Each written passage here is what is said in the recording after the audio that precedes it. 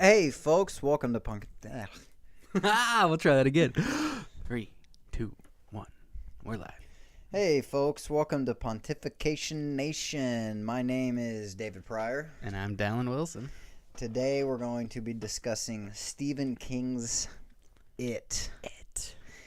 No doubt you've heard of this book, story. Of course. It came into most people's minds through I believe it was the early 90s miniseries of the same name, and since has been rekindled with the 2017 version of It by Andy Muschietti, I think is how you pronounce the director's last name. Like we hopefully can do every week is start out with the biography of the author. Stephen King is anybody. Most of our listeners are people who know us right now, but anybody who knows me knows that Stephen King is one of my favorite authors. I very much lobbied to have him be somebody we read for Halloween. So, you know, I think he's a pillar of 20th century America. And He did not disappoint. What a great book to read for Halloween. What a great month. Yeah, and it wasn't even just a horror novel. I don't think it goes much beyond that. But we'll get to that in a minute. Stephen King was born in September 21st, 1947, to Donald Edwin King and Nellie Ruth. Excuse me. He had an older brother named David at the time. I believe his brother was 2 years older. When Stephen was 2 years old in 1950, his father said he was going out for cigarettes and never came back. That's the stereotypical thing. Thing. Proverbial. Yeah. Like going to get milk. I'm going out for cigarettes, and then he doesn't come back. Well, that's what happened for him. And as a consequence of this, his mother, Ruth, had to work 2, sometimes 3 jobs to support her 2 sons. And one of the ways that she helped keep them in line was by having them read to each other. And they would read books to each other, and then when she would get home from work, she would quiz them on what they had read that day. During Stephen's adolescence, he came across boxes of his dad's stuff in their attic, and he found things like H.P. Lovecraft, which is another famous author. There's a direct line between Edgar Allan Poe to Lovecraft. Lovecraft and Algernon Blackwood, who we're going to read at some point. He's mentioned as a link in there, but definitely Stephen King. And then to Stephen King, yeah. Especially anybody who knows H.P. Lovecraft is cosmic horror, and It is very much in that vein, I think. But among those boxes that he found, that horror literature, he also found rejection slips, and found works of his dad who had walked out, and found out that his dad was a moderately talented writer. So, maybe there's a genetic link there. Who knows? And a little later, while he was attending University of Maine, he met his future wife, Tabitha Spruce, and the 2 were married in 1971 after having their first child, Naomi King. And in case I forget this, I'll say that Naomi is currently, I believe she's in Florida. I could be wrong. I don't have the information right in front of me, but Naomi is a Unitarian, what would you call her? A pastor? Huh. Yeah, something like that. She's married to another woman. She's a Unitarian. She's up there in the Unitarian church. In the beginning of their marriage, the Kings both worked minimum wage jobs after graduating college to keep their family afloat. And in the fall of 1971, when Stephen King landed his first job as an English teacher at Hamden Academy in Hamden, Maine. I apologize. Stephen was able to supplement some of his income by writing short stories for men's magazines. I heard a funny anecdote that he's told, where he was asked to write porn a few times, but the anecdote I heard him say is that he would get to the twins in the bird bath and couldn't take it seriously anymore. During this time, stress led him to spend a foolish amount of money on alcohol and cigarettes, and I've also heard that he spent a lot of his money on gambling. One of the this is sort of almost a legend when you talk about Stephen King, is how I've heard different versions of this story, but I looked it up specifically to hear him tell it. Uh, his first published story was Carrie, and he began writing the story of Carrie White, who was dealing with abuse at home and at school, and basically he felt, as a man, that he could not relate to the story enough, so he threw it in the trash. And his wife Tabitha fished it out before she was throwing the garbage out one day, and read it. She was like, "This is, not a short story. This is a story of some length." So she was gonna read it, I assume, while he was at work. And she convinced him to finish writing it, and so he finished it and he sent it to his publisher at Doubleday, and they liked it. They said, okay, well, we're going to try and do something with this. Let's work out the details, like figure out the editing and all that. And, at the time they were so broke that they didn't have a telephone. So he was teaching at his high school, and I've heard him tell this story. Over the loudspeaker, they say, "Stephen King, Mr. King, come to the office, please." And he was like, okay, well, I'm going to go to the office. Either there's a problem with the baby or the book sold. He gets to the office, they tell him the book sold. And then he gets a telegraph in the mail because he didn't have a phone. And the book sold, the paperback copy of the book sold for $400,000, half of which he would see. So $200,000 he got. For him, I've heard him say that he actually collapsed. His legs wouldn't hold him up at that point. They were so broke they couldn't have a telephone. And he sees $200,000 in the 70s, man. Wow. And that's a lot of money. Yeah. And then they cut to his second novel, Salem's Lot, which you and I were just talking about before we hit record. That's one of my favorite books of his. That was a $250,000 check that he got to put directly into his pocket. Another one of the most interesting things about this guy to me was his addiction. If you read certain books of his, you can almost, I've had this conversation with a lot of people, but like if you read The Shining, for instance, which I'm not going to get too into because I assume we'll read that at some point, but you can read that and go, okay, this guy's working through his own addiction, which he's admitted, post publishing of that book. But a lot of his work has to do with dads, family men that are dealing with some kind of alcoholism or whatever. It got to a point to where he was, drinking. I think I read that he was drinking about 3 12-packs of beer a day. He was snorting cocaine. He was smoking 2 packs of cigarettes a day. But his work ethic remained the same until it got to a point to where his wife and kids confronted him in his living room with the evidence. Meaning, they at the time, Maine had a similar thing that Oregon has right now, where you return bottles and get money back. His wife took all the bottles that he had, put them in the living room in front of him, took evidence of his cocaine use, and then they were basically like, you need to quit this or we're going to walk out on you. I couldn't find an exact date for when he got sober, but I think it's around somewhere in the late 80s, somewhere after the publishing of Misery. And after that, he got sober, and he's been sober ever since. Wow. Yeah. I have not read anything post-sober Stephen King.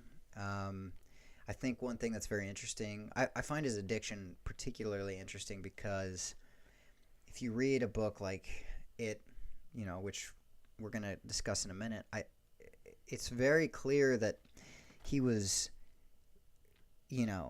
I've done a lot of drugs. I'm not going to hide that, obviously. I think you have too. It heightens your awareness to a level to where you can become paranoid. You can put yourself in this mindset that's, hyper real or paranoid or. It becomes real if you believe that it is, anxious and that and fear angry, comes out in this book, man. It very much is like there's sections that I can't imagine somebody writing if they were sober and calm. Yeah. Calm nerves and, even thinking. But, that kind of leads to an argument that we're not going to have here, but about like how much does there's a my favorite author, Cormac McCarthy, says that if there's one,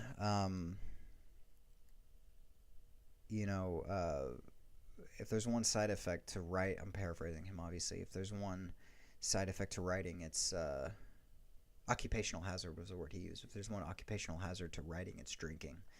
And I don't know where that comes from, but I think it has something to do with your ability to put yourself into somebody else. And if you're drinking, you can relax and kind of do that. And Stephen King definitely abused that. And anyways, I can't imagine that it didn't show in some of his writing. And, one more thing I want to say before we get into the synopsis of this book and what it meant to us is that Stephen King, you said before we started this that you've known of him since you were a kid. And this is your first book you've read by him. But I think that one of the reasons he is so popular is because I think he taps into something with people. I think that he taps into fears that people have or anxieties that people have about life. I mean, if you read Pet Sematary, that book is about losing a child. The Shining is about losing control with your children when you're under the influence of alcohol. It is about fears and how they run your life. Fears. And then how you can use your own psychology to work against that fear. Well, and so many of his stories become these almost like archetypal type. Yeah. Like classics. Truly, Carrie. There's so many. Pet Sematary, just even The Tower recently. And there are many more that he's responsible for. In one way or another, he has a way of he's iconic. He is iconic, and I think his characters are iconic. I think the reason he's iconic, to replay what I just said, or I think he taps into something in the human subconscious, and I think it's because he's so honest with his writing. I've thought about this a lot. I've been reading him for not that long, about a couple years now, and I really think the reason he's so popular is when you read it, it hits something in you, and I think it's because he's being honest when he writes it.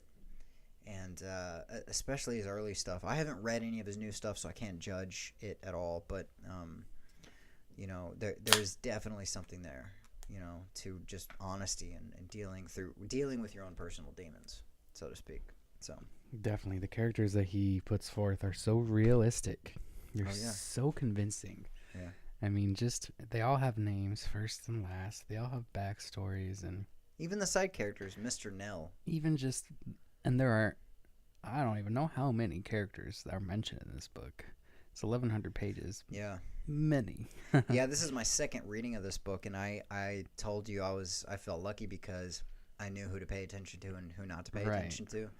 But it's like... But I didn't have any serious problem separating characters out. Yeah. He uses so many different, original, everyday sort of sounding names that even though I wasn't keeping it all in my mind, the way he wrote about them, especially the main ones, because there's 7 main characters, they each develop their own personality.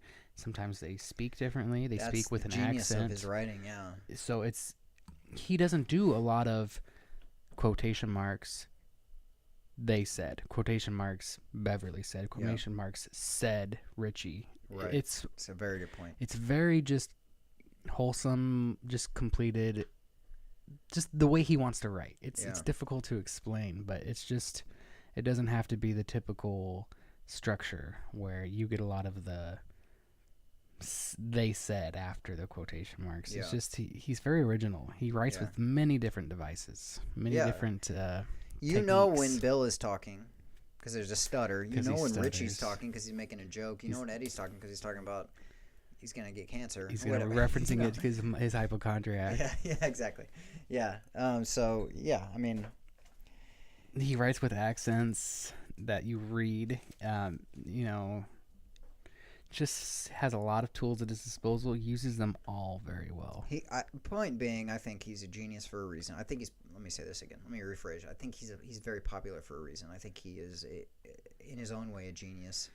Yeah. And, definitely. He is a master of words. Yeah. He can think of whatever he wants and get it onto paper, and not necessarily in the way, that everyone does, but just so complete and so many.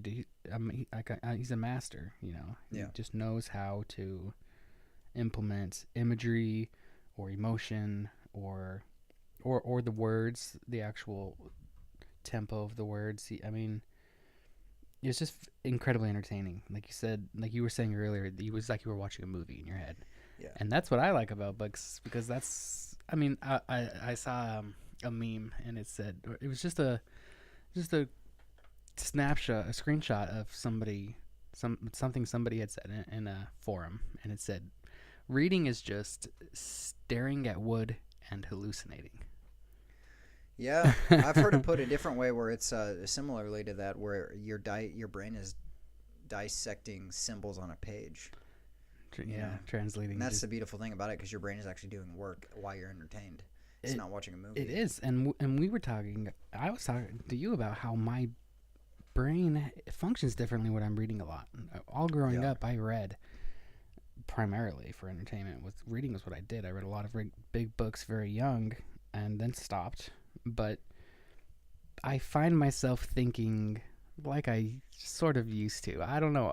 I think like authors write sometimes. Like, instead of just thinking a ho-hum thought, I'll think of something eloquent to say, and I'll phrase myself as like a character instead of myself, like he looked out the window, whatever. Yeah.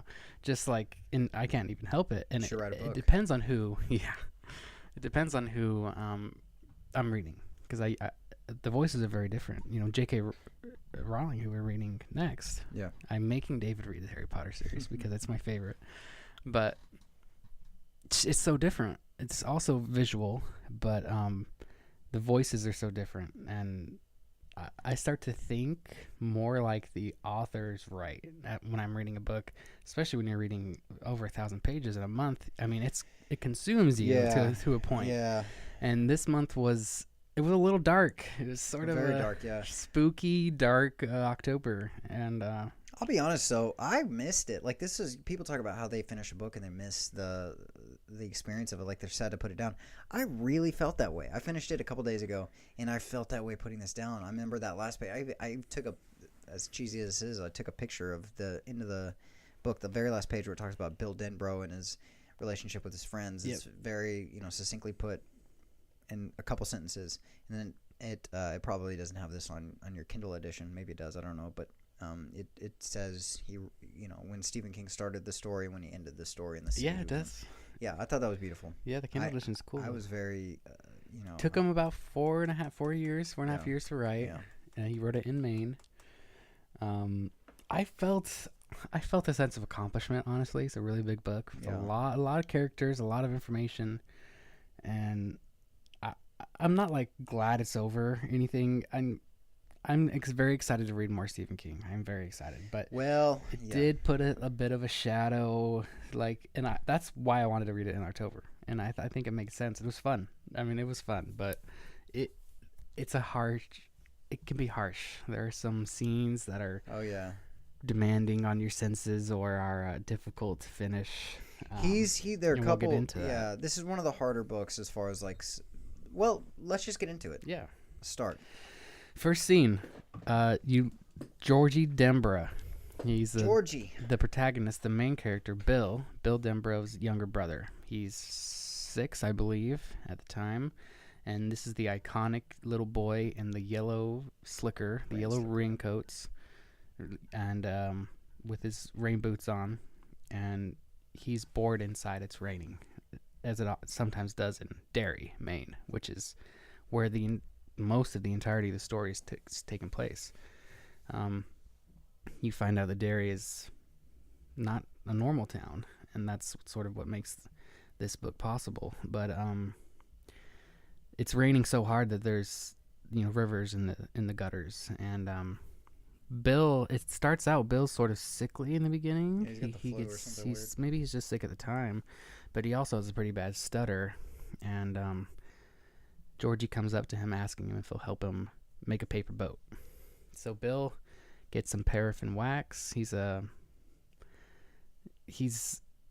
inspirational character, and that's sort of his role in the group that we'll talk about. Is he's a leader, and Georgie looks up to him, and he would do anything for him. It talks about how he's looking at him, like he's the whole world, and he would do anything for him.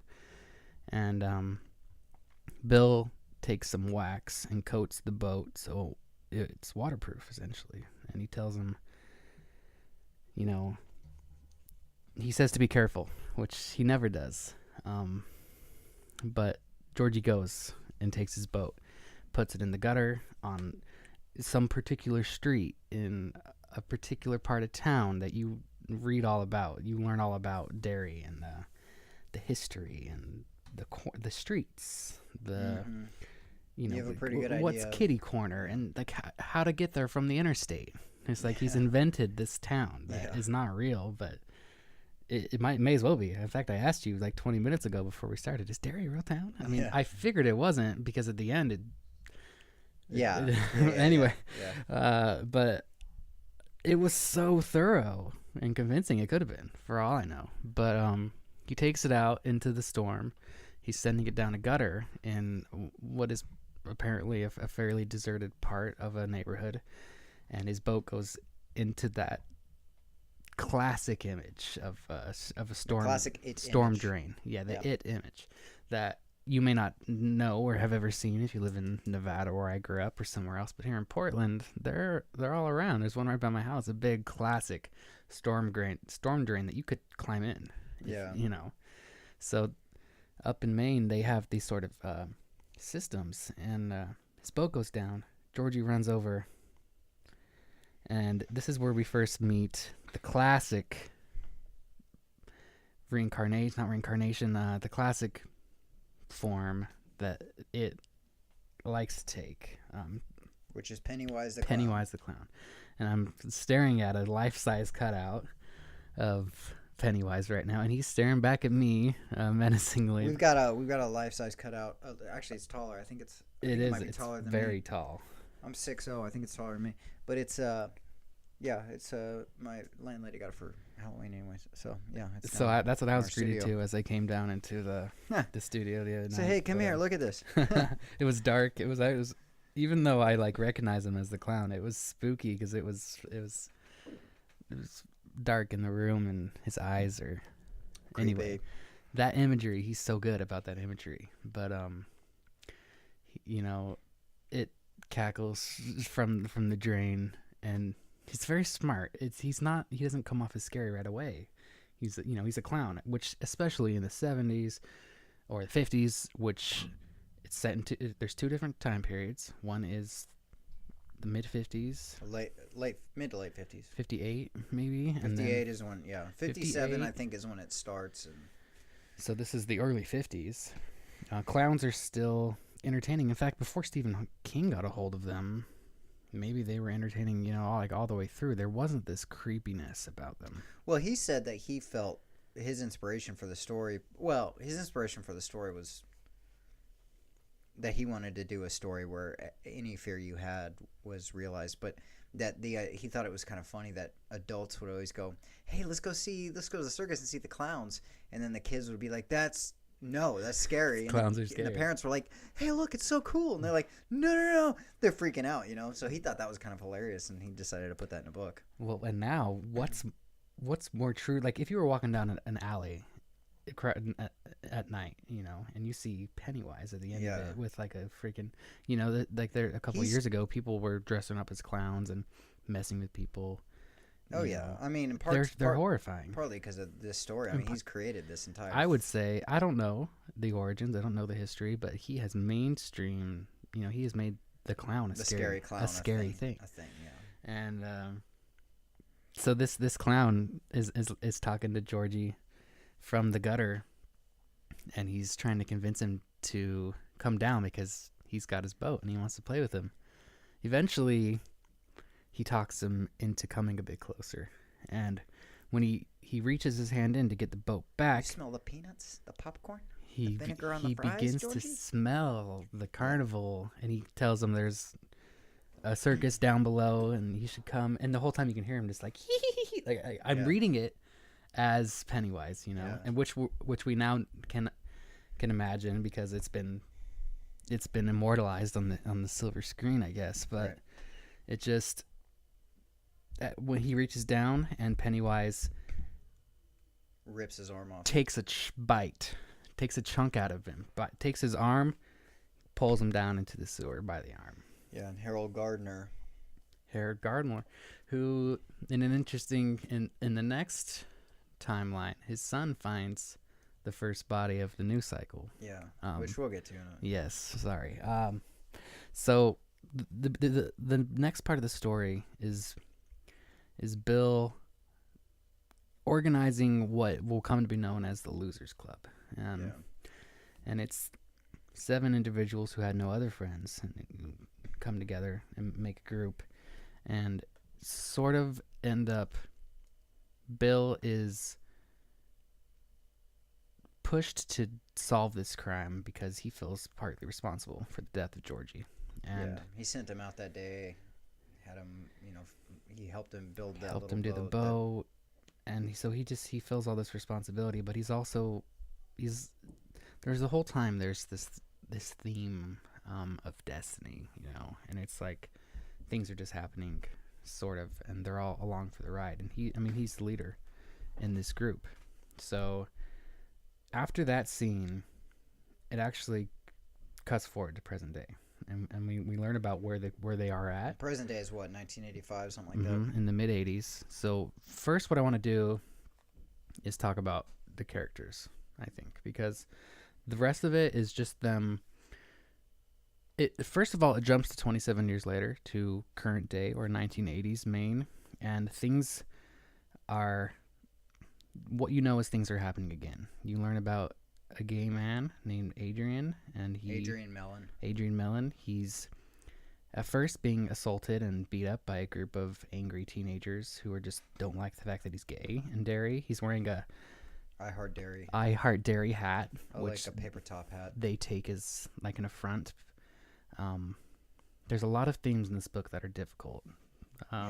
Gay bashing is one of them. Gay bashing is one of them. And it's pretty brutal. Like, they beat the shit out of him and toss him over this bridge to a fairly shallow stream or a river, the Kundiskeg.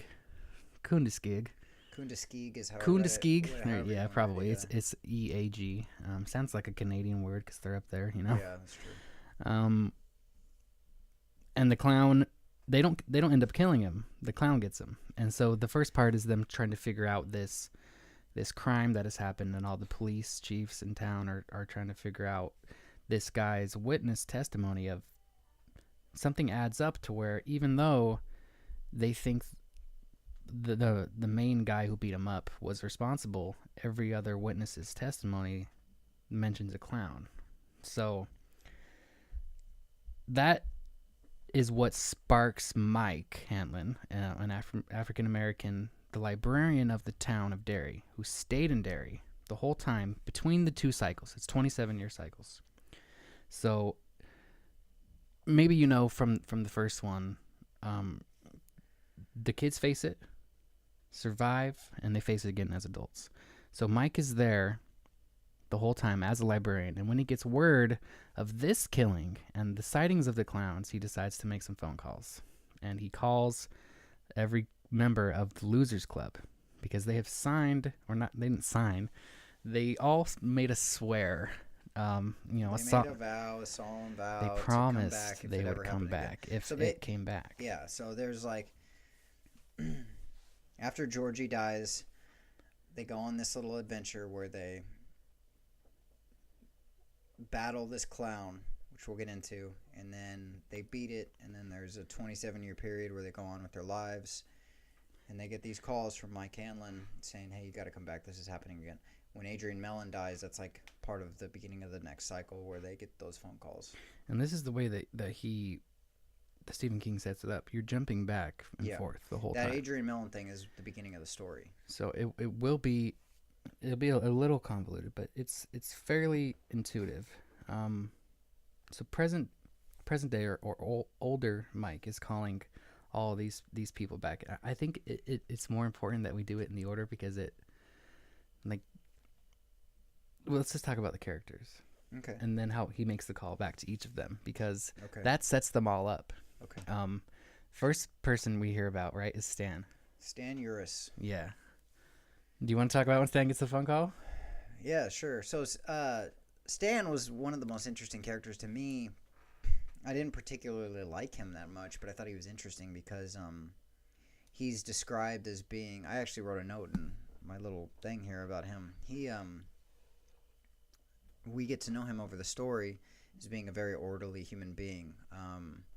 Almost like OCD. Like, Yeah, that's the vibe I got. he's a bird watcher as a child. He's he wears dress clothes most of the all time. the time. Seems like yeah. all the He's very time. clean. Very. And anyways, he gets this phone call as an adult, in mid-30s, being told that he's got to come back because he made a promise if Derry is ever under attack again, he has a responsibility to come back. And the interesting thing is that nobody has a memory of what happened. None of the kids. The characters are Bill, Richie, Stan, Beverly, Eddie, Mike. Who am I forgetting? Stan is the only one you didn't say. Stan. Mm-hmm. And so they're all getting these calls in whatever order Mike feels, and Mike calls Stan first, and Stan. I interpret this as Stan remembers everything in a rush, whereas nobody Stan else works did. differently. Everybody Stan else remembers. Everybody else, when they get these phone calls, they don't whatever it is in their brains that caused them.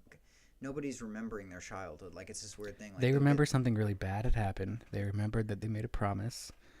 Yeah. But they literally don't remember anything. It's this total amnesia. It's amnesia, yeah. And but Stan does, and he goes. One of the first the first real horrifying thing that happens in the book is that Stan gets this phone call, and you get to know his wife. Like, Stephen King describes his wife and her habits and her life and how they got married and how their parents, how the in-laws felt about their marriage. Yep.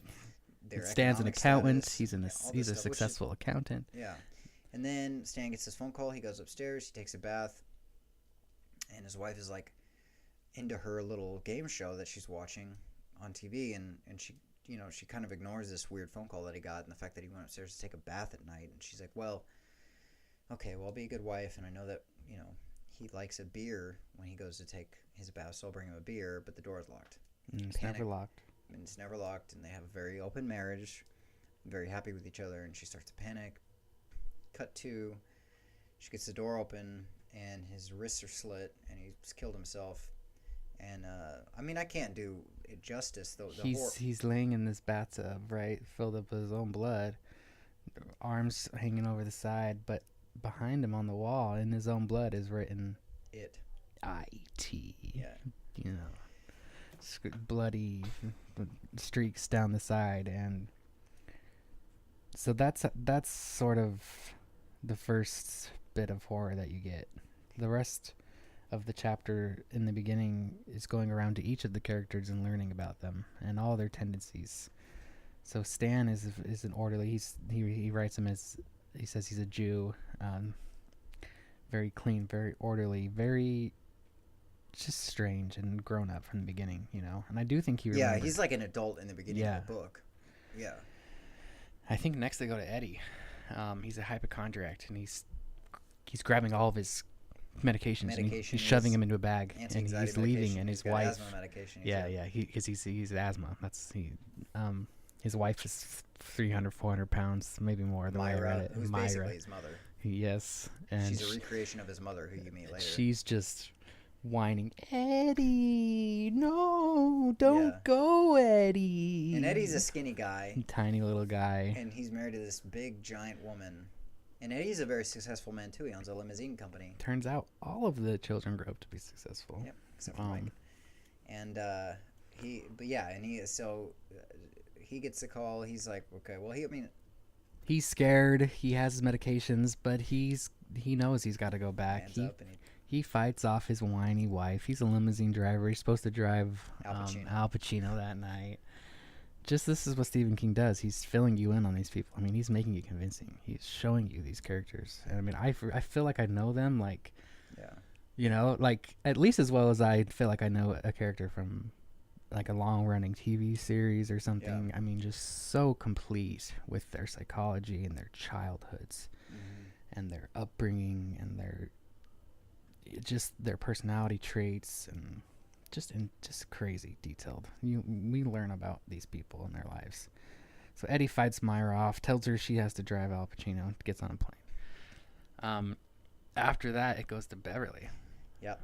Beverly, we learn about Beverly when she's a kid. She's sexually abused, or at least abused by her dad. Or like it looks like she's going to be sexually abused by her dad when she becomes of a like. Her dad's like slaps her on the ass, does a lot of like really inappropriate things to her, and then she basically marries a version of her dad who's abusive. And one of the first really difficult scenes to read in this book is you read her husband.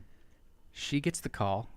She's so stressed out. This is a brilliantly written scene, though. Is that she gets this phone call and her husband? It's from her husband's point of view, his perspective, and he wakes up, he's hungover, and he says he just had 16 beers or something crazy, and he goes down and it describes how he's like looking for a beer to get rid of his hangover, but there's no beer, so he almost gets a drink of the harder stuff. Here's the phone.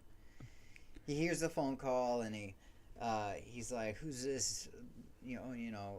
Carpet eating bitch that's on the line with my wife. And he's like, my wife Beverly might need a lesson again, and I'm gonna grab the belt and put it around my fist and beat her. Like, it's really dark. And then she smells smoke. Oh, and she's so stressed out that she's smoking a cigarette from getting the phone call. While she's on the phone with Mike, and she's directed smoking a cigarette around her husband, right? Because that was one of the. Know better, Mike. In fact, the first time he ever hit her, she smoked a cigarette in the car. Yeah, he slaps her, like, basically punches her across the face, and it's like he controls her, totally. Yeah, and he doesn't like that she smokes, and she hides it from him apparently because she had cigarettes on him. Anyway, he goes in there, he's ready to beat her. Yeah, but she's like, no, I'm leaving. Something's like, I have to go happened. Back home, and so they basically get into this fight. This cataclysmic fight. I mean, he's beating the shit out of her, but she's like, there's something that's taken hold of her. Something else is up, man. She's fighting back, and like he's whipping her with this belt across her boobs, across her back, and everything, and like that's what he normally does. She might need to whip it. What does she might do? Need she too. rolls it. I don't even remember. She starts grabbing like perfume bottles and makeup off of her vanity and starts throwing them at his head.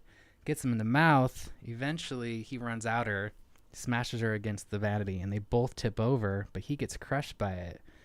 And when he, like, because she's knocked out a couple of his teeth at this point, so he gets up like so mad that he runs at her, and he has this belt he's trying to whip her with, and she gets it from him and starts using it on him, and he's so confused by this action and by how crazy she is.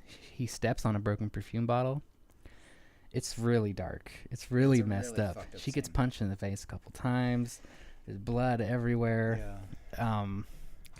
But she's going, man, and she's able to leave, but he is not. He's crazy. Like he's in hot pursuit the whole time.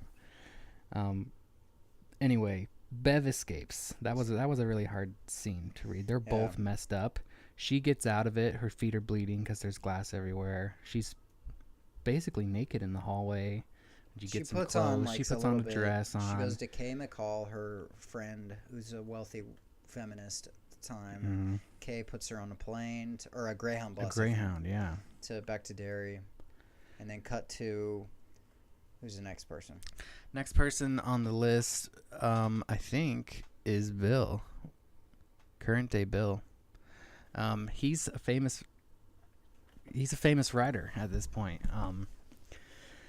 And I really think Stephen King has put himself into this novel as Bill. I mean, obviously, I think that his desires and emotions and his feelings come out in all of his characters. And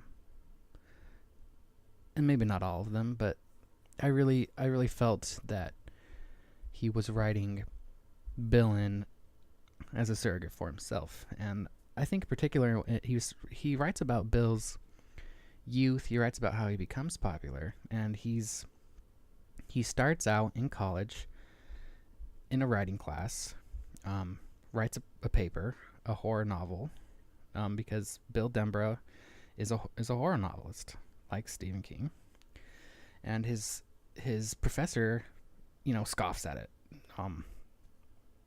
gives him a bad grade because he's insulted him in another class, and he gets angry and decides to send it in for publication.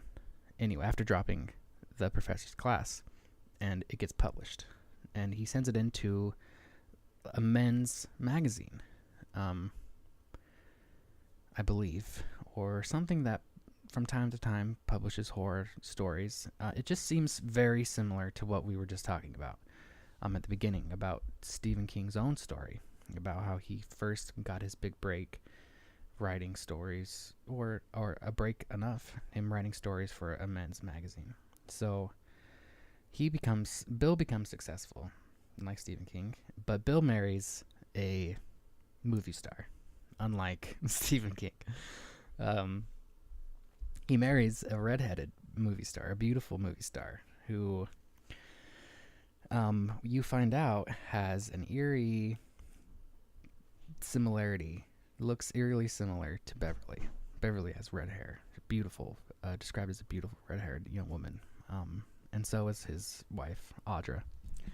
So he's talking about how he becomes successful, and he marries a movie star, and they live in London together, and he gets the call, and he tries to explain, but he can't really remember. One thing that does happen right away is he notices that he notices a scar on his palm, and he shows it to Audra, his wife, and he says, "This wasn't here this morning." And she looks at it, having been married to him for, who knows how long, at least a few years, that she'd never seen the scar before either.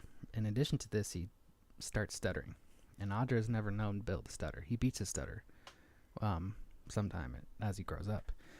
But when he gets the call, it starts coming back. And he's in the middle of this, they're making a movie out of one of his books, I think, or he's writing a screenplay. Yeah. And his wife is the lead actress. Yeah, they're filming right now. So they're filming, and it's a big deal for him to leave. Everybody has issues with leaving. Eddie's wife doesn't want him to go. Richie, we'll find out, is a popular radio DJ. That's kind of a big deal. But Bill, it's kind of a big thing for him to leave. And anyway, he does, and he makes it happen. He tells Audra that he's going home to Maine, and I think that's it for him. They all start going back. Richie, like I said, Richie is popular. Yeah, you got to keep in mind it's the 80s, so it's a different world. It's not like podcasting world now. Yeah, he's like a radio DJ, but he's like the man of 1,000 voices. Yeah, he's the comedian kind. He does prank phone calls. He's actually, I think, in the new movie that they're gonna do, because the new movie switches it a little bit, like they're kids in the 80s, and in present day, it's present day. Okay. I think in the new movie, Richie's actually gonna be a comedian. That's funny. Yeah, actually that works, I think. Right. Because even when Richie's a kid, he's doing his voices, and so he has to. It's like kind of like his manager is really pissed off, but he doesn't have like a family or anything, so he goes.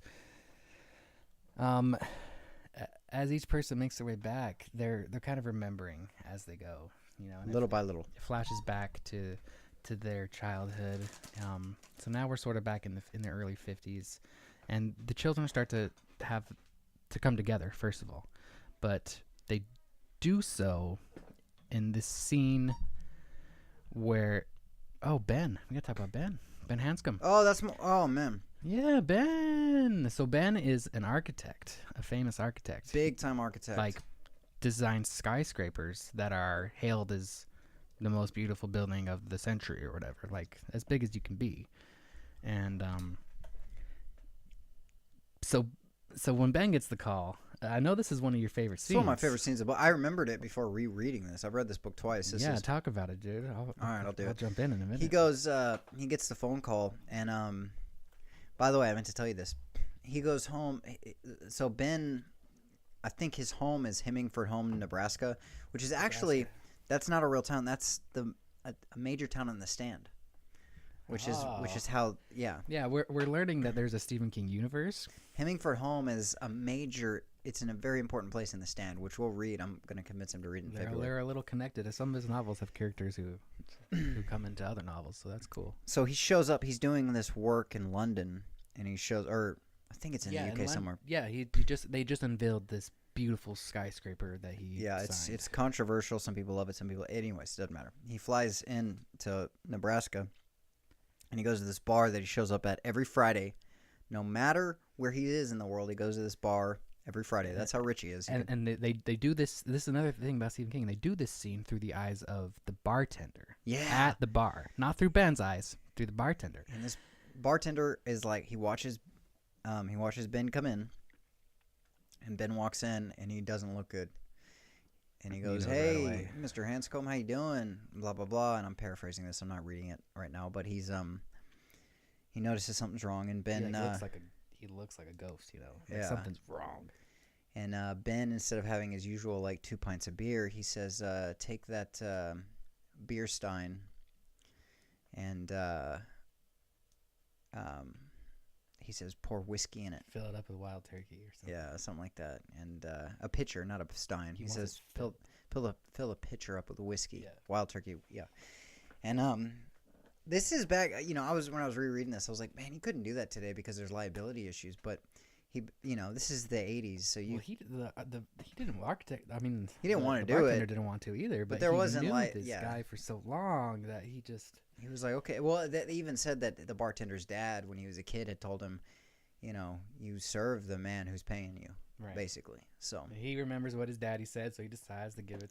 He does. And he does this thing. I don't remember if it was a Native American. Yes, I think so. I don't think the Native Americans drank though. Maybe it doesn't matter. Until they got. Eventually they did. Eventually They when still we do, came in and just gave him kidding. booze. But Yeah. so Maybe it Ben was asks for another like a couple native tribe. slices of lemon, and he squeezes lemon in it. Was it his nose? Into his nose, into each nostril, drops of lemon juice into And he each nostril. chugs like a quarter of the pitcher of whiskey. Does this a few times in a row. And then he tells the guy that so he's drank like, enough whiskey to kill a person. Mm-hmm. I mean, it's more than a fifth of whiskey at this point, and Yeah. basically in one sitting. And he tells him, he gives him 2 silver coins, silver dollars, and he says, "Give these to your kids. Something big is happening." And the bartender remembers this other scene that had happened where another man came in and acted similarly, and then went and hung himself. Mm-hmm. So the bartender's thinking, okay, well, Ben, this really great customer of mine for the past several years, something's up with him, and I'm worried he's going to walk out of this bar and hang himself. Because the silver dollars are worth like a bunch of money. I just think I love that scene because I think it's so. It's well written. Everything is well written in this book, but it's just very interesting that this guy walks in, and I mean this very rich guy goes to this bar every Friday. It's like a low rent bar for all intents and purposes, and then the way he drinks this whiskey, and it's just over the top, but at the same time seems grounded. Yeah, around him he should be on the ground. He should be dead. He doesn't even out. seem drunk. He actually drives his car. The interesting thing though is that I've been drunk, and anybody who knows me knows I've been drunk more times than I should. It would kill a small horse, but he doesn't. He's so stressed out. This is what's interesting to me is he's so stressed out and so worried about this that that amount of alcohol cannot tame him. Right. I think he is so adrenaline. amped up. He's so just jacked up. Fight or flight. He knows his life. That amount of booze cannot tame him. He's just doesn't even there. He doesn't even stumble. He doesn't even stumble. He drives away. He sways, drives away. He sways a little as he stands up. He says after he drinks the pitcher, or whatever. He sways a little, but then walks straight. He walks right to the door, gets in his car, starts up, drives to the airport, away and gets on a plane. And goes the right stewardess notices that he smells like whiskey. Yeah, and another thing, it looks like a man who would just, I don't know, she's, had just died. OD'd or something. It was she was afraid that he was already dead. Yeah. But he was just sitting there like a ghost, Yeah. And she thought scared. he was going to be an unruly passenger because she could smell him. Yeah. Just sat there the whole plane ride. Yeah. Ben, I really liked Ben as a child. I thought he was, if anything, a little neglected near the end. I don't know as far as the role he played, but there's 7 of them, I actually disagree. I see why you'd say that. I disagree. I think we'll get to it. We'll get to the egg thing at the end. Right. That's true. That is very true. He had that trial to go through. That's true. But so did we get them all? Did we miss somebody after? Because we went through. Mike is the one making the calls. Stan has Ben, killed himself Beverly, now. Ben, Beverly, Mike. Bill's the writer. Richie's the DJ. Richie. All right. So they're remembering. It starts off with Ben, I think, when they're kids, and it's like the last day of school, and he's taking a test. And this is where you meet Henry Bowers. And Henry he's like the bully of the town, a real big, mean bully. And because this is how they meet. Ben refuses to let him copy. And so on his test, they're what, in 5th grade or something? Mm-hmm. And it so happens that, hey, fat ass, let me copy. Yeah, hey, fat ass, let me copy. And he goes, no. And he covers it up with his hands. And he says, you're dead, fat boy. You're dead, you know. And Henry Bowers is already about to fail. So this is the straw that breaks the camel's back. Yeah, he's going to have to go to summer school. He's going to have to go to summer school now, which means his dad, Butch Bowers, who's even crazier than Henry is at this point, he's in for a whooping. And more than that, his dad beats him, as bullies' dads tend to, I guess. So he's chasing Ben after school. Ben runs into Beverly after school on the way down the steps. He falls down the steps because he's running from Henry. And he chases him into the Barrens, which is where he first meets the rest of the gang. Yeah. Henry's running from, or not Henry, Ben is running from Henry, the bully, and his 2 crones, Victor and Belch, which was such a great name. Belch Huggins. For a crone, you know. So they chase him down into the Barrens, which is this sort of wilderness that is not barren at all. It's actually overgrown with, you know, trees and forestry and whatnot. And there's it's ironically called the Barrens, basically, if you want to think about it that way. And he goes down and meets Bill, as you know, 12-year-old Bill and Eddie, who are working on building a dam. And basically, they're building a dam, and Eddie, so Ben is hiding. He's like hiding. He's like, oh my God, he's running from Henry. And he hears that Henry instead ran into Bill and Eddie, who were building a dam, and then Henry and Belch and Victor busted up the dam and left, and then Ben walks in, and Eddie is having an asthma attack, and Bill, they don't know each other. They know each other by reputation, basically, and Bill goes, can you stay and watch him? He's having an asthma attack. I need to go give him so Bill medicine. goes, and then they come back, and and the fight between Ben and these guys was, I mean, for a 5th grader, cataclysmic. Like, not yet. They didn't have that yet. Are you talking about the rock fight? Not the apocalyptic rock fight? That's later, dude. I know that the apocalyptic rock fight is later, but the first one, okay, I think you're right. So this is how they meet. After that, Richie walks in, right? Well, he helps him build the dam, and he's like, Ben helps them rebuild this dam that they were building that the bullies knocked over, and he's really good at it. Yeah, like better than he should be. It's really, and he just sees it with his mind. He's like, well, you got to put these 2 boards here, you got to put mud in the middle, and then you have to put like a little slanted piece of wood behind it to keep it up, and all this. And so they build this dam that actually backs up the entire, and this is like a river that goes through the whole city, and it backs up the whole city, and could then cause like backups in people's toilet systems. And right, it ends up doing that. But as they're taking a break here, they're taking a break from building their dam, which is going really well. All the water's stopping, and they're essentially diverting the flow of this drainage river. Bill decides to tell them about the weird experience he has, and this is what brings them all together and where they're talking about it. Bill tells them about a photo album that he finds in Georgie's room.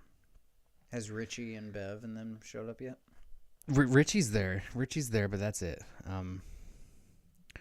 So Richie and Stan join, and they're all building this dam together. At this point, they're sort of just acquaintances, but they already know they're going to be friends. There's this weird sort of fate issue to it where the minute they are hanging out, they feel, this connection. So it's like they're new friends, but it's all going really well.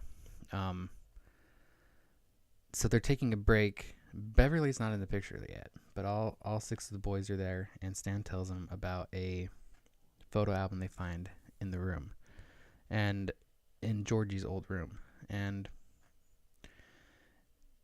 it's Georgie's school picture, and the photo winks at him, which is the first thing that he is taken aback by. But he also decides to put his hand he puts his hand on the picture, and his fingers go into the picture, and they cut it says it removes like a small part of his fingers, like a plane on the picture that actually just sheared off part of his fingers. So he's telling the other boys in the group this story, and it turns out that each of them has a story of their own, and they all go through and they tell their stories. They go to a movie, and Beverly goes with them, and that's when they meet up. Ben loves Beverly. Yeah, you were saying before that like he ran into her, and he describes him as like seeing her ankle bracelet, and he like almost has like a weird sexual thing, but he doesn't know what that means. Mm-hmm, because we all know what that means as a young boy when you're like, what? She's a very pretty redheaded girl, and she's Ben's crush. So after Bill tells him the story about the balloon, which he's embarrassed by, instead of hearing laughter or whatever he's expecting, everybody has a story of their own. Eddie talks about he's walking past the house it's called Neibolt Street, where they have some more confrontations in the future, and what Eddie sees is a leper, like a sickly, sore covered, bandaged, disease spewing leper. He's a hypochondriac, so that makes sense for him. Right. And that's, what we learn about it. So Eddie talks about this leper under the porch, and he actually is like touched by this crazy thing. It climbs out of the window and starts chasing him. But he notices that the leper has these orange pom-poms on his shirt, which is strange to him, obviously. But Ben has his own story. Ben sees a mummy. 'Cause they go to this movie together, all the kids, or at least Ben, Richie, and Beverly. Yeah.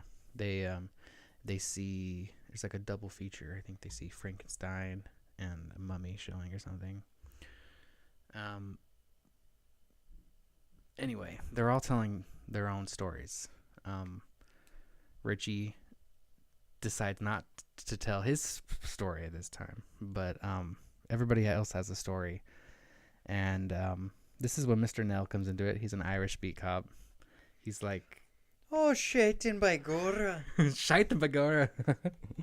Jesus Christ! Jesus Christ! He comes up on their dam and tells them that everything's getting backed up and ruined. But he's a good guy, and he tells them, he's just like, take it down. Just break it down. I'll tell somebody that a tree blew over and clogged up the water. Right. And he's also an alcoholic, and he's got like a little silver or a bronze bottle that yeah. He's like the stereotypical like Irish cop. And it's fun. Well, and I think that's why Richie always does that voice later on. Yeah. Richie has this Irish cop voice that is he mocks him obviously. with it. I mean, obviously. Yeah, he does mock him himself with it. Like, "Oh, geez, Mr. Nell, thank you so much." So Richie, you can tell Richie has a story, but he doesn't want to tell it. Yeah. And Richie says, "Show me this photo album." Yeah. So they go into the actual room, and Richie sees it too. This is when Bill's fingers get cut. Richie says, "Let me see the picture." Bill shows him, and then when he goes to, almost like in a trance, he's sort of out of it, and he puts his fingers forward and that's when they cut him. So Richie is sort of sold, I guess, by that. But this is when there are movies. They go to the movies, and the bullies at the movies as well. Victor Belch and Henry. Victor Belch and Henry are there, and this is Ben, Beverly, and Richie. And they actually are able to escape this time. They get the better of them. They sneak out a back door. So the next thing they do is they want to go into the house where the mummy was. And well, wait, did you explain where Eddie saw the mummy? I mean, He saw, briefly, very briefly. He saw the mummy at 29 Neibolt Street. Yeah, I did mention that, but Okay. just barely, just for a second. He's going to the train yards. He's walking past the street. Eddie sees the leper. The mummy Ben sees in a different situation. He sees this leper that's running at him, telling him that he'll suck a cock for a quarter or Yes. something crazy like that. Hey, Eddie. Hey, Eddie, come here. I'll suck your cock I'll suck your cock, Eddie. Yeah, it's something weird like that. And they're all seeing this different version of this monster that's like attacking. And anyway, so I mean, I'll let you continue, but they go to the one little like Genesis that they know of is this house, this broken down house. So they go back together. They all go back. Well, Richie. First it's Bill and Richie that go. Bill and Richie go. I'll explain this part, then we'll jump to that part. Bill and Richie go, and they bring Bill's dad's gun. Yeah. And they go down, they crawl through the crawl space under the bottom deck, and the porch, and get in through a window into the basement. And then right when they walk in, they see, because of one of the movies they saw a teen wolf. Yeah. First they see a leper, and then Richie sort of calls out, "It's a werewolf." And they see this werewolf walking down the stairs into the cellar. Solidifies its form. And then they have to run back up, and they barely get out. And they get on. They run under the bottom deck. They run out through the front porch, and they get on Bill's bike. Richie jumps on the back of the bike, and they're riding out through the street. And this werewolf's chasing after them, and they get to the major intersection. The wolf's gone. So then they go back. They know that there's something there in that house. So they all go back together as a group of kids back to this house. Before that, Beverly also tells her story. Beverly gets in on it because they went to the movies together. They end up in the Barrens again, and Beverly tells her story. Beverly was just at home. Her dad's, she's trying to be quiet, She spends a lot of time in the bathroom. She talks about this gross, they're not very well off, this kind of gross, dirty, old 50s style bathroom. She's in the mirror, doing what, she's almost a teenage girl by now. I think she's looking at her boobs or something, actually, and she hears whispering from the sink, and she leans forward, thinking maybe some new kids had moved in downstairs. She was hearing a different apartment. Blood spews out of the sink like a geyser and just covers the bathroom and Beverly, in this bright red, viscous, goopy, black blood. And her dad is home, and she obviously screams, shrieking, losing her mind. Her dad comes in and starts saying, Bev, I worry about you sometimes, Bev. I worry about you a lot. I worry about you a lot. And that's the thing he always says when he's going to hit her, because he can't see the blood. And you start to understand the nature of this magic, where at first it's just adults. It's adults. That's what they think. It's about these adults. The adults can't see it. So they have to work together, and they can't tell their parents, and they can't tell the cops, because you start to learn about Derry as a whole. Weird things happen in Derry. I don't know if we should get into that right now. Well, this evil is taking over this town, so nobody can see. It's focused. It's lives. It's centered in Derry, and it turns out it's been there for a long time. So it's ingrained in the history. It's ingrained in the people, and they're all just a lot more likely to turn the other way. The cops are more likely not to do anything when they should, or the people won't call the cops. Talks a lot about some horrendous scene is happening, and they're running away from a bully, or maybe Beverly's running from her dad, and this old man is reading the paper on his porch, and instead of getting up to help her, he just folds it up, calmly walks back inside and shuts the door. Yeah, the adults ignore things that they shouldn't. So that's the setting and why this is There's like mind possible. control almost And going on. yeah, and why these kids think it's necessary for them to be the ones to take charge. So cut to the kids all go to that house on Neibolt Street. I'll start. So they all decide to go out there because they know that there's something in that house. All 7 of them get together and they have this idea, as children often do, that if they make the last thing that they saw was a werewolf. What kills werewolves? Silver bullets. Ben, being the architect, says that there's not a real way for them to make a silver bullet because of the density of the bullet and how it's, the physics of it coming out of the gun, blah, blah, blah. But I believe Bill is the one that has a slingshot, so let's build silver slugs that we put in a slingshot. And okay, so the idea is there's a werewolf in this house. Let's build silver slugs. Children are going to think of this, And so you go into this house and we'll have silver slugs and shoot the, and it's this idea, the entire idea is that they believe this. Right. So they all 7 go the same way Bill and Richie went in. They go under the bottom porch and they go into this house. And one of the coolest things about this scene to me is that it's like an acid trip. They walk into this house and suddenly the walls are growing and to a point to where, like, there's a scene where they think that they can't see the top of the ceiling. Wall, they see the wallpaper growing, and they think that and then Bill realizes, he jumps up and punches the ceiling to prove that it's there. But they see that it's like an optical illusion. It's like they're in a fun house. But they get separated, and it's like they're talking. Yeah, it sounds like you were 2 miles away from me. Yeah, they think that they're really far apart from each other, but they're right in front of each other. It's that's what a psychedelic experience is like.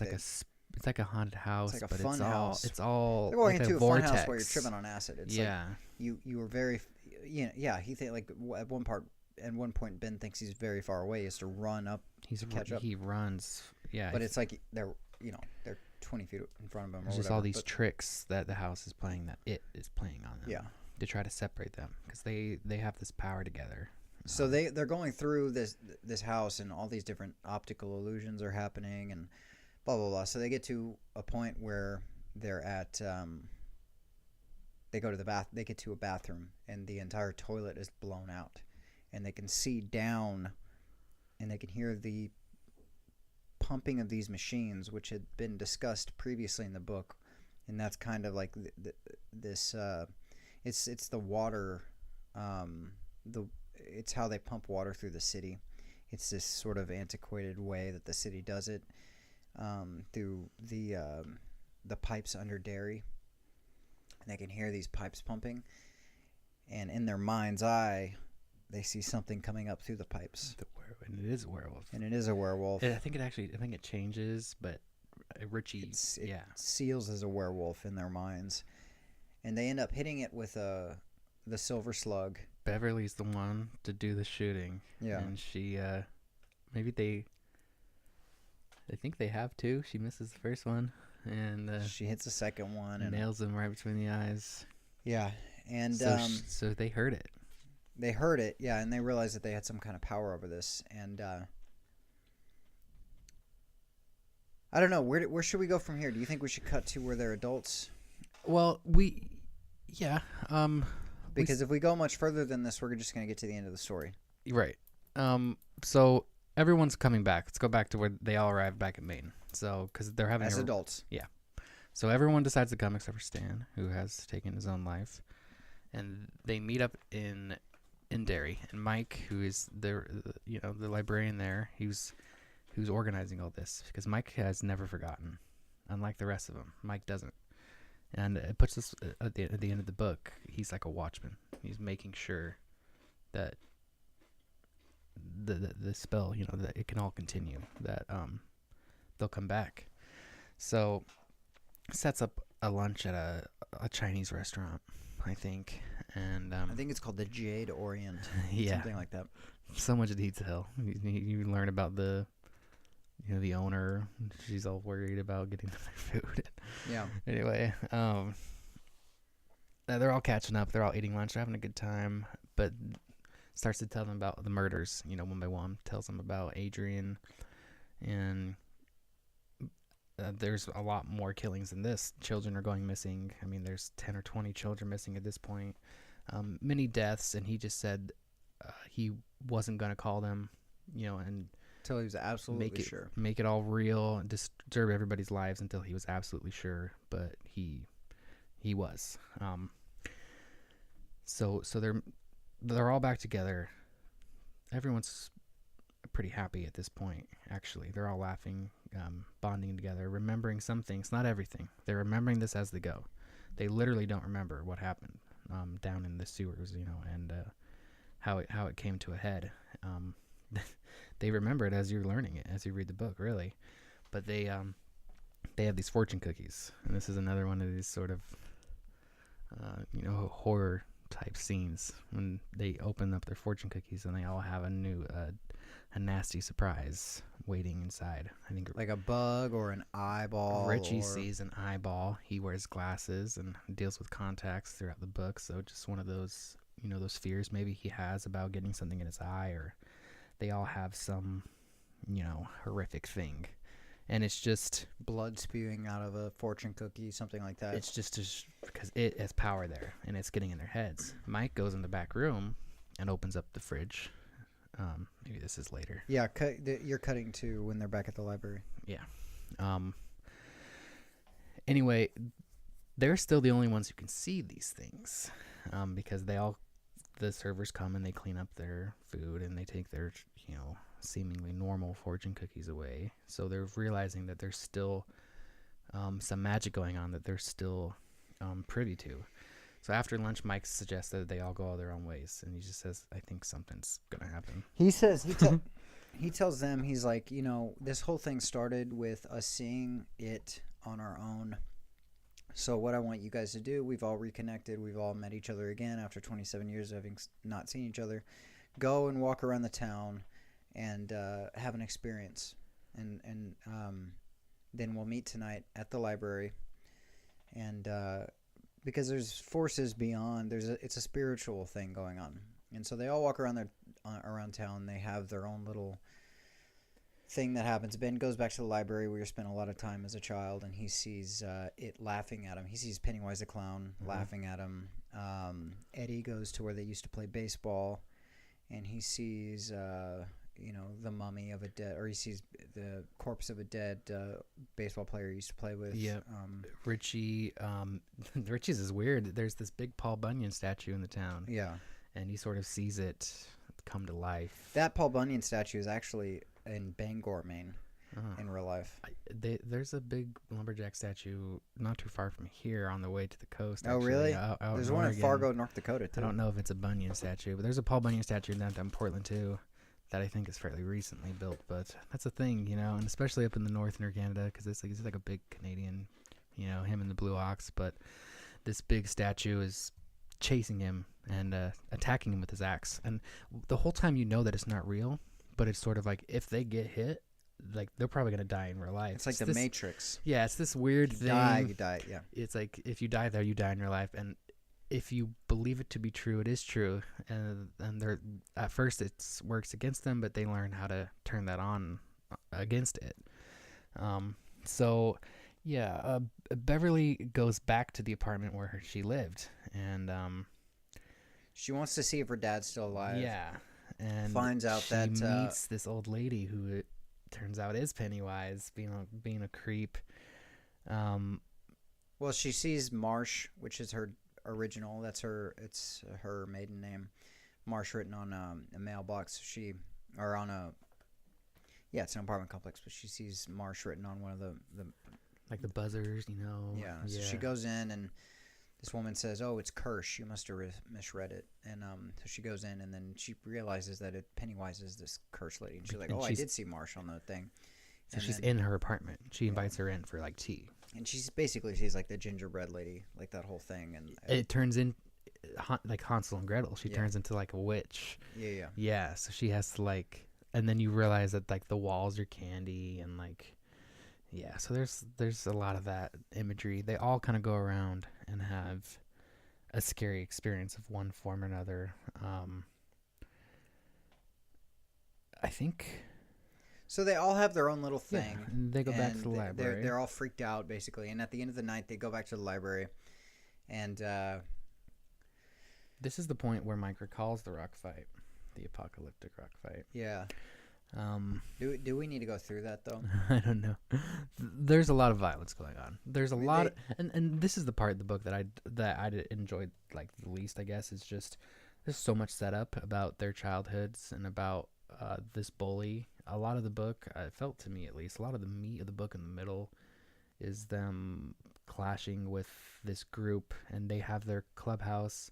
They build this clubhouse in the Barrens, and they build it underground so they can run away from Henry and Victor when they inevitably piss them off, you know. And I just talk about the rock fight because Ben has a scar on his stomach that Henry carved there with a knife. So, you know, I mean, Henry's crazy, like, and he was from the time he was a kid. So you're just learning that this is like life or death now, that they're Henry's losing his mind slowly, and they're clashing a lot, but it's blood and rocks flying, but you know it's childhood stuff, so not super important to the story.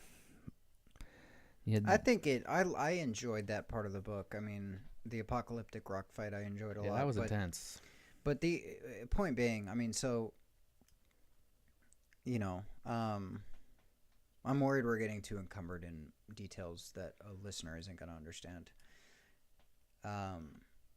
So we got to the part with. I mean, we're already 3/4 of the way through the synopsis. I think we're like moving right along. It's just that everything is happening in two different time frames. Yeah, you know? yeah, no, I hear you. So okay, whatever you think. I mean, we're at the point where they go back to the library, and they're kind of discussing with each other. Okay, how are we going to handle this? We've all agreed to do this thing, and Pennywise confronts them again with they all bring alcohol, and they're sitting there discussing, you know, that we're agreeing to do this thing, and Mike goes back to grab a 6-pack of beer, I think, and he opens up the refrigerator, in his own personal refrigerator in the cafeteria for the librarians there, and Stan, who has, you know, killed himself, his head is in the fridge with feathers in his mouth, because a giant bird is what Mike had seen. Right. That's yeah. his fear. Yep. So Stan's head is in there with feathers puffing out of his mouth, and he's like trying to talk, and his head rolls out. And yeah, so he's shaken, but everyone goes home. Yeah, they all go back to their hotels, but Mike is left in the hospital cleaning up because he's in the library. Right, in the library. He's about to go to the hospital. It's his job. He's a librarian. He always he tries to write things down. He's sort of a historian for Derry, all of Derry, but he's writing down their experience facing it as well. So he's cleaning up, you know, their mess. They were eating something in the back room, I think, and they were eating, they were drinking, they had liquor bottles, right? They had beer bottles. He's putting that away, like you said, but you have learned a bit about Mike as a kid, but now you not about Mike, about Henry as a kid, and Henry ended up being in a mental institution, and he basically Pennywise shows up one day and tells him that, hey, you have to finish what you started, like you wanted to kill these kids.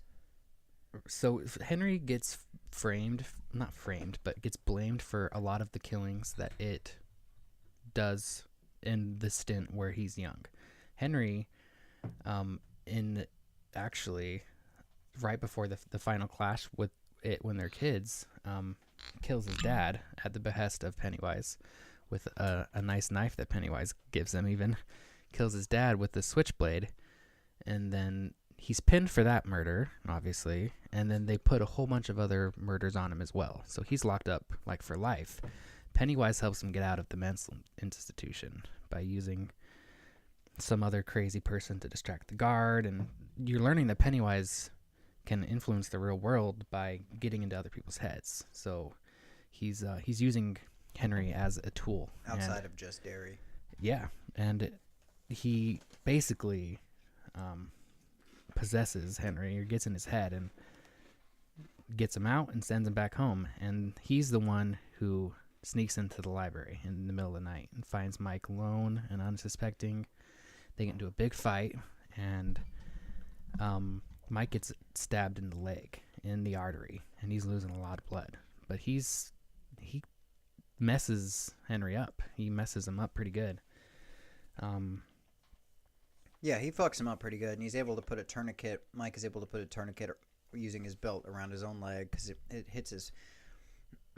Henry brings a knife into the library, and they sort of have like a knife fight, and Henry cuts Mike's femoral artery, but Mike is able to do some damage to him, enough to make Henry retreat, and Mike puts a little tourniquet using his belt around his leg, and is able to call 911 in time for him to get taken to the hospital. But Henry's not done, because he's still being like fueled by it, and by Pennywise, and keeping him alive, keep pushing him to keep going. So Pennywise basically takes a car and sends him a car with the corpse of Belch or Victor, one of his crones. The corpse is driving the car, who picks them up. Anyway, he's taken to where they're all staying. The townhouse, the Dairy Townhouse, which is like one of the only motels in the city where all 5 of them are staying. And it conveniently gives him a note card with all of their names and doors, room numbers on it. So Henry goes to the top and says, Eddie's room. Might as well start at the top and work my way down. Starts with Eddie. 6th floor, 609 or whatever the room is. And Eddie's I like this part in the book. Eddie's a hypochondriac, but he drinks Perrier. And I thought this was funny because my dad drinks Perrier. It's like those glass green bottles. Yeah. Sparkling water. He said that he drinks it because in Europe, at least back in the 70s, and I guess, when he was there was no clean tap water. There's no clean drinking water. Oh, so okay. Bottled water was it. Anyway, I like the line where Eddie goes, Perrier was good for the digestion. Just like all these little lines and, just little anecdotes about, this was good for you, or you want to stay away from that. Just meanwhile, he's married to a morbidly obese woman. But just really, just in the middle of being almost murdered, he's just thinking to himself, Perrier is good for the digestion. Yeah. Anyway, so he fights Henry off. He actually finishes him off. Henry opens the door, and Eddie opens the door, notices it's Henry, and slams the door on Henry's arm that's holding a knife. Henry drops the knife. Is out of the picture. Eddie slams his Perrier bottle on the dresser and then stabs him movies. With the middle of, like it's a shank basically, and stabs him, kills Henry, and calls Bill. Meanwhile, Bill has been having sex with Beverly. Yes. Because they had like this sort of, as much as you can, pre-adolescent romance with each other, where they were in love with each other. And I did talk about how Audrey looks like Beverly. Yes. So they have a connection, and they talk about it like it's just right. Like it just they just felt like they were just being something bigger than them was working. It's sort of part of the magic for them to. The magic that was going to happen. One of the most, and like I think if an author writes a love scene a sex scene, meaning if they write it, I think it's a very hard thing to do well. Like Ian McEwan did it well in Atonement. There's a few love scenes I've read in books that are, it's like, okay, that's very well done. The best one was Ian McEwan in Atonement, which we'll read at some point, but. The sex scene between Bill and Beverly in that was very intense. Like the way he described her orgasm and all that was very intense.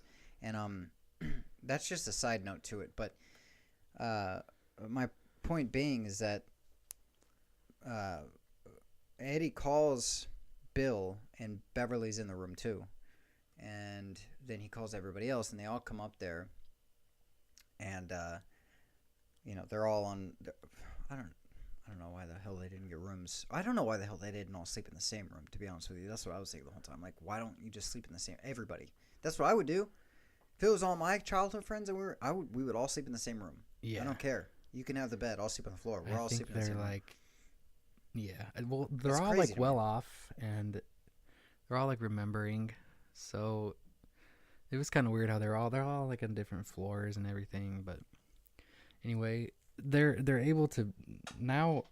Henry's like defeated, He's dead, and they all go up to Eddie's room and they see that he's dead. and now it's go time, right? It's go time. They decide to go, and they get a phone call. Beverly calls the library, Right. and there's a cop at the library who sees that Mike has been attacked, and is like, "Who's calling the library at 3:30 in the morning? What's your name?" Blah blah blah. So they realize that something's going on in the town. Like, they can't. Beverly wants to call the cops, but Bill is like, They can't this call the is cops because dairy. we recognize that this evil that exists below the town is taking control of everybody around it. So, in it, so we can't go to the police because it's going to whatever's going to happen. So it's if we're going to deal with this problem, we're going to deal with it now. So they go into the sewers at this point together. And they go through it, and then you cut back to when they're kids, and this is when the story gets very interesting because it cuts back between kids and adults, and you're kind of going through the sewers. When you read this book, you're going through the sewer with them at the same time because you know that it lives in the sewers. So they're facing it in turn as a child and as adults. So they're going into the sewers, and they get to a point to where they hit one of my favorite things is the fairy tale door, which is this little 3-foot door. And this, what would you describe it as? A giant room that's like a theater. I read it like a silo, like just like a really big sort of round Grain silo? Yeah, like a big round open room that was just big, giant. big, in the middle of a tall, sewer system. empty. Right. Yeah, and then there's a small door there. It talks about being metal, ornate metal, sort of, or at least metal or brass. Bars. I think an X across each of them. With a symbol that you can look up online if you want to see what the symbol looks like. The door is only like 3 feet tall. It's 3 feet. It's a 3-foot door. It's described as being a fairy tale door. It's made for children. And there's bones of children scattered all about. And they face some other things in the sewers on the way there. Yeah, they see dead construction worker. They see some of the bodies of some people that they had met. Yeah. Present day Bill has to face. He sees Pennywise Georgie. Sends Georgie out in his slicker to mess with them. Yeah, but they persevere and they get to the door as children and as adults, and they both face. Present and past tense. The form that it takes, that they are, it says it's what they can most, the way that they can understand it, the way that their brains can fathom it. But it's not even a spider. It's just the best way that a human mind can understand it. But basically a spider just... Well, and an important thing to note that kind of helps understand this is that when Ben goes through the door and he sees this thing, he says, "No wonder Stan killed himself. I should have too." Because it's so horrifying what they see that he's like, this is too much to take in. So a giant spider with mandibles that, all that stuff, and it's too horrifying to deal with. So a spider is the best way. And I think on a subconscious level, a spider is understandable to people as being scary. So there's something very alien and like just... Right. Especially when we think about the web and the way that they wrap them up. They're just very classically creepy. I was not disappointed with that because I have a thing about spiders. They creep me out. Well, everybody does. I think it's a universal thing. So I was okay with it, but what got real creepy is that this it's not just a physical thing. That's just its physical body, I guess. Bill, being the leader, runs up to it and looking in its eyes, is thrown into an interdimensional battle with this thing. Because they had done some research about this ritual. It's like I don't know if it's Native American or some very ancient ritual called, the way I read it is Chud. Chud. It has an umlaut, 2 dots over the U. I think it makes it like a long or a hard U. It could be Chud, I guess. I'm not sure. The ritual, we'll call it the ritual Chud for the sake of argument, is this thing that they had read about previously where you have this basically a demon that you're battling, and you bite its tongue and it bites yours, and you tell it jokes, and whoever laughs first loses. Am I right? Whoever Okay. laughs first, the other one gets it. The loser gets eaten. And that's obviously a metaphor. So they're doing this psychological battle, and it gets there. The brilliant thing, and we're going to need to help each other with this because it's kind of hard to explain. The brilliant thing about this book is that it's all about psychology and about your fears, and that's why Pennywise takes it's a mirror for whatever your fears are. And there's a word that he uses for it that they have a name in some of these other cultures, but it's what a glamour is one of them. It takes the form of what you fear the most, and that comes up in Harry Potter. It's sort of this like archetypal, mythical, being, but in this case, he's like this cosmic force, like this ancient, almost godlike, like sentience. It perseveres beyond Earth and time and space, and that. So they're battling this thing, but the stakes are not you just die if you fail. The stakes are you are stuck in eternity with insanity. Because like if you, so what happens? They're locked physically, eye to eye, but the spider grabs Bill and throws him, like physically. That's the way Bill sees it. Physically throws him out of this chamber. He smashes through the chamber, the speed of light, or however he describes it, out into space. He's in another dimension. And beyond. And he's hurtling towards this barrier, like the end of the universe, or the end of our known reality. Macroverse. And once he hits that, he's in insanity. He is stuck. It is whatever you would explain hell to be to somebody in the modern world. Once you get beyond that, they call it the deadlights. Yeah. And that is, in a way, that's where it lives, but it's also, that is it. It's like his, because that's what he wants to get Bill there, because there'll be no chance there. Once he's there, it's insanity. It's right. where you were stuck in insanity, and so they have to kind of do this battle of will, and this is an interesting area. So as a child, Bill, because when you read this, you're reading it in two different timelines, and Bill masters it by. He masters his stutter. He masters his own psychology. His mother taught him this phrase.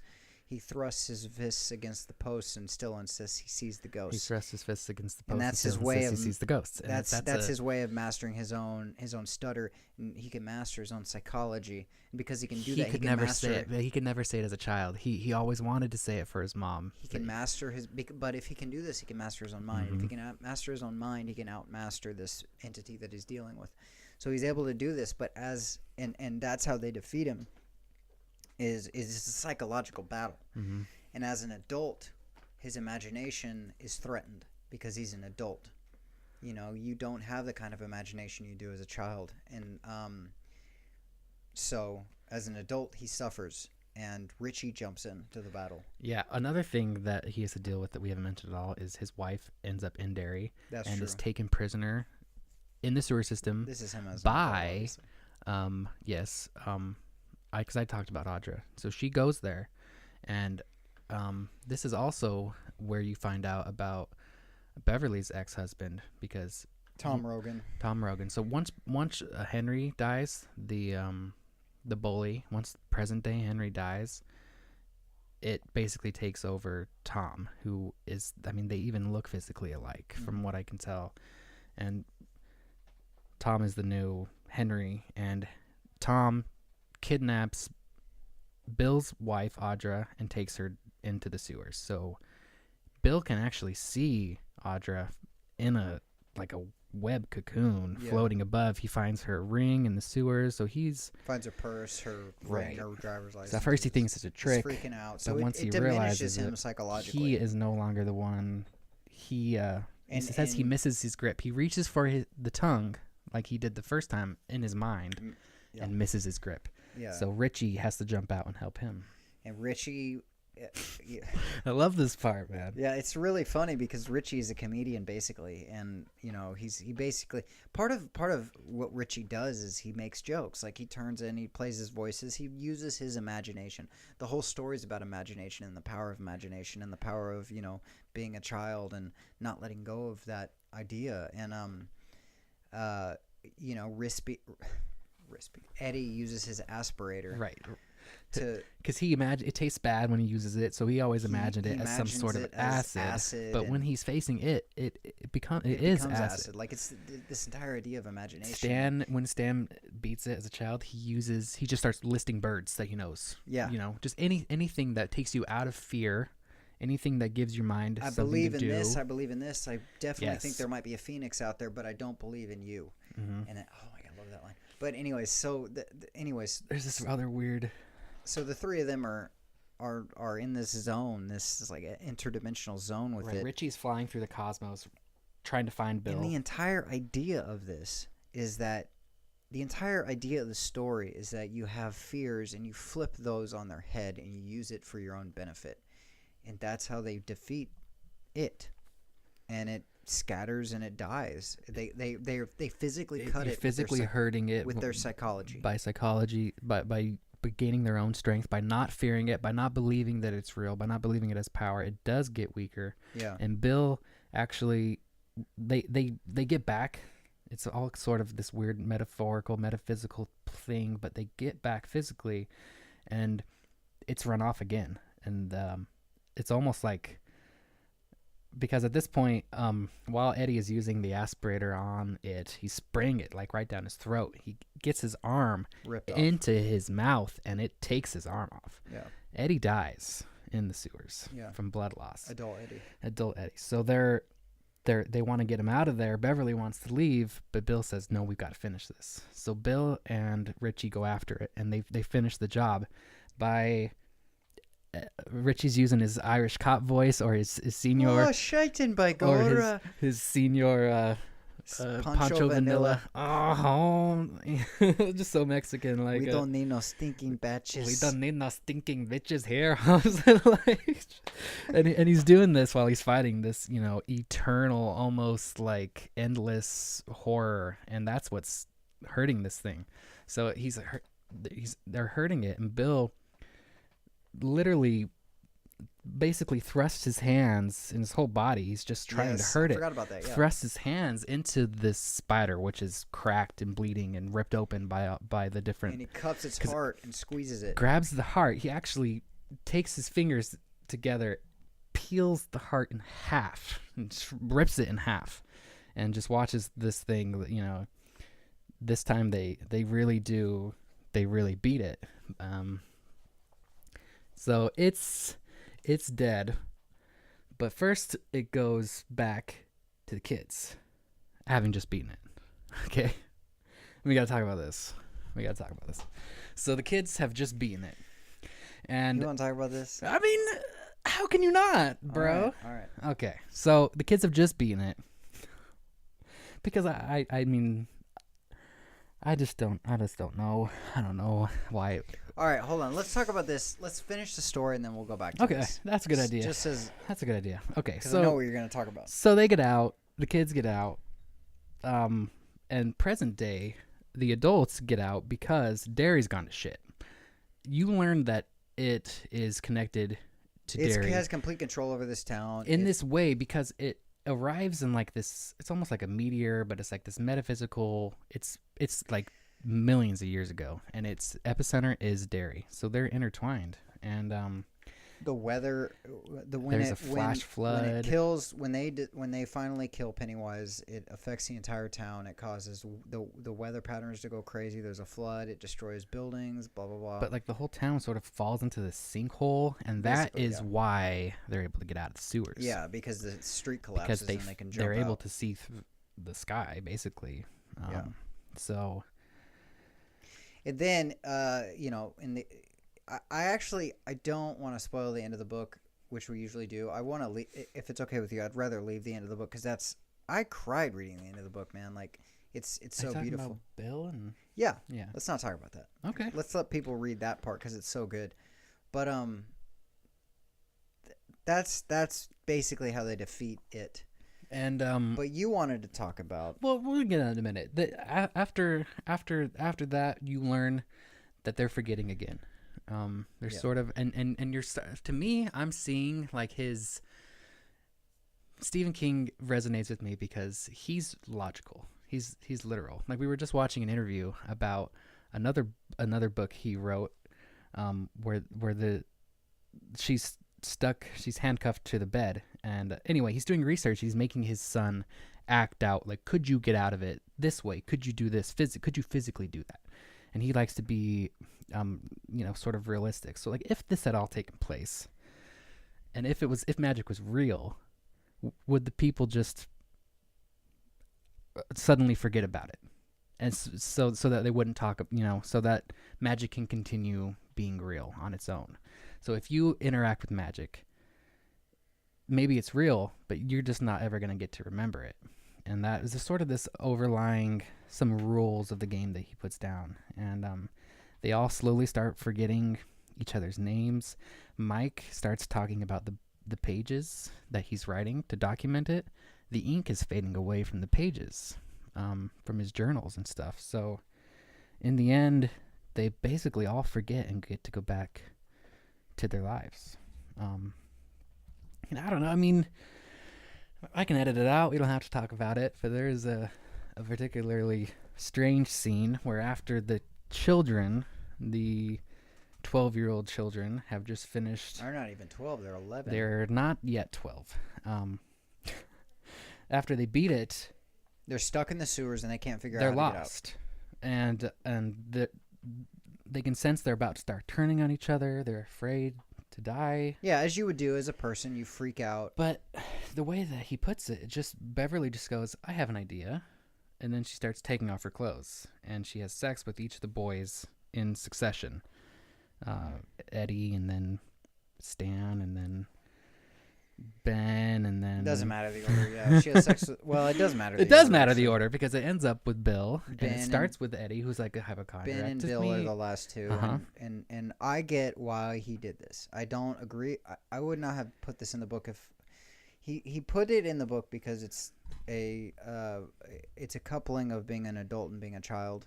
And that's the whole point of the book. And the way he writes it about Beverly, talks about how she's making, fucked up. She's making sex her own. Yeah, and she's fucked up because her dad was abusing her and blah, blah, blah. So it's a very adult thing to do. I understand the point of it. It was and this is a very controversial thing. Anybody who's read this book talks about this. I mean, you can't not. I was literally like shocked. I told you about it before it happened. I know you did, but I didn't tell you the specifics. I said there's a very controversial and it part had even alluded to it throughout the book, and every time I did, I just put it on my mat as an impossibility. There's no way that's because it's happen. Just too like.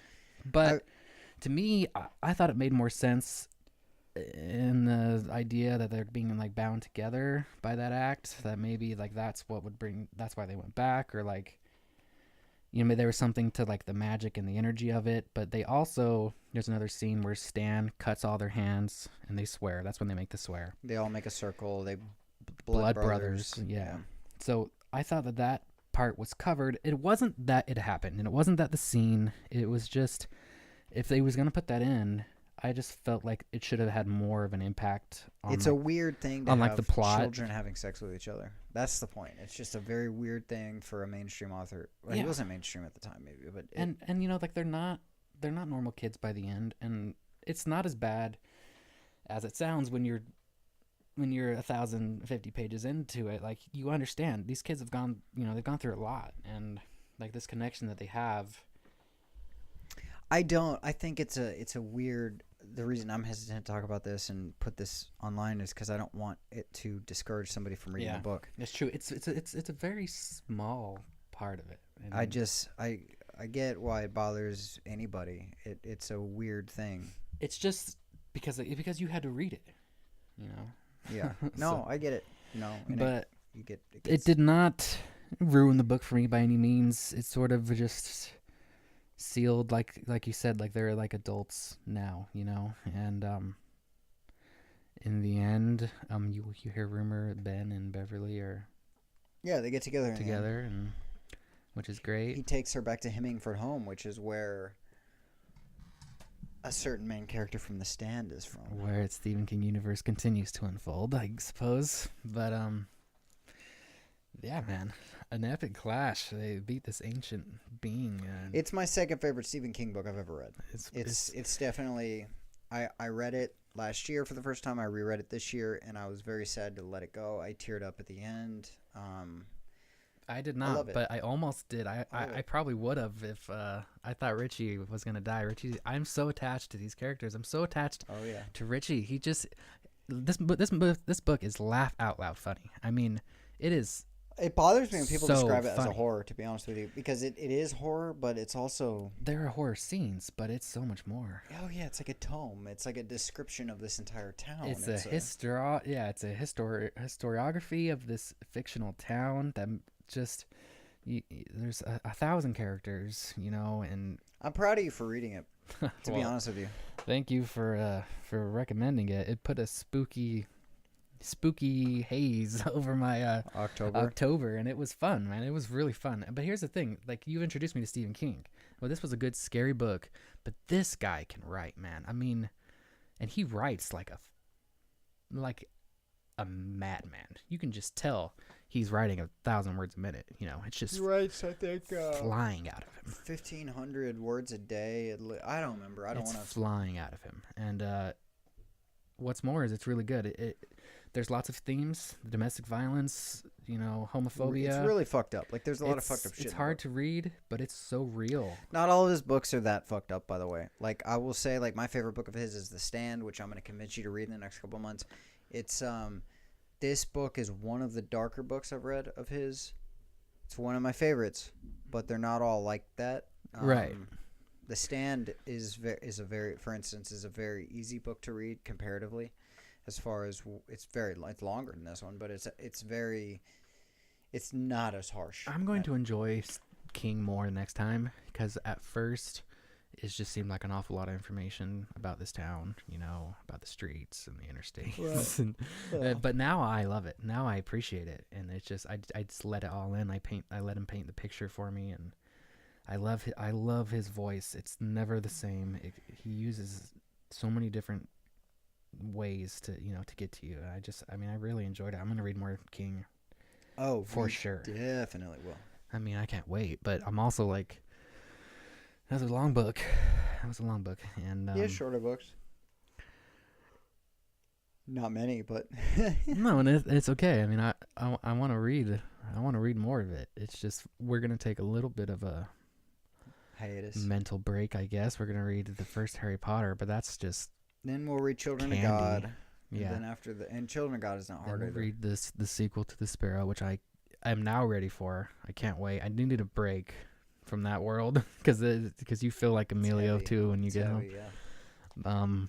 But yeah, next time we'll be doing Harry Potter.